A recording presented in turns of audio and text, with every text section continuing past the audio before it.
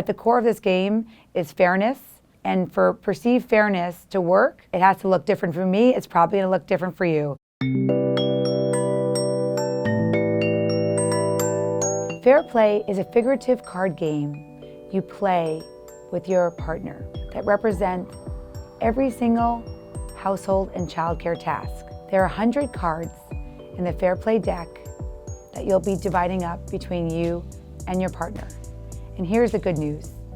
It doesn't have to be 50-50. 50-50 is the wrong equation because it's scorekeeping. It just has to be fair.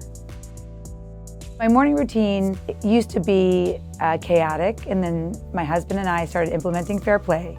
And the way it works now is my husband holds the morning routine card for my children, which means that he gets them dressed, has them brush their teeth, and come down to the breakfast table, while I hold the weekday meal breakfast card.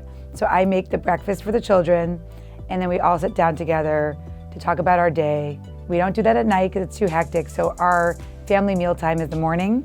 So we do that for about 10-15 minutes, just check in about our day, and then we head out.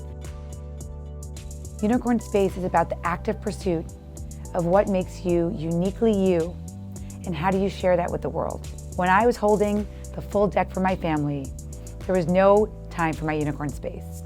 But now that we've rebalanced, I get to go into the world and be a worker and a partner, but I also had time every single day to write this book.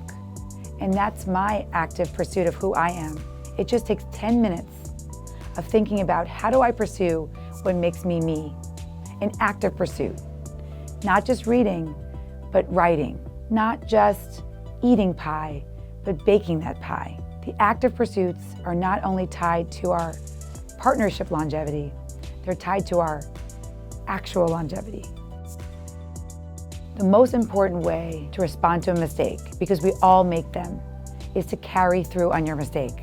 You forget the helmet and the bag with your child's bat for Little League.